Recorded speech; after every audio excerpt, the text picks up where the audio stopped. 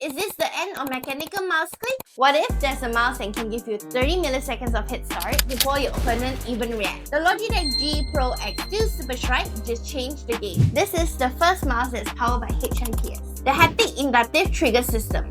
Forget about traditional mechanical switches that wears out. This uses magnetic sensor to detect distance, cutting click latency up to 30 milliseconds and eliminating click failure.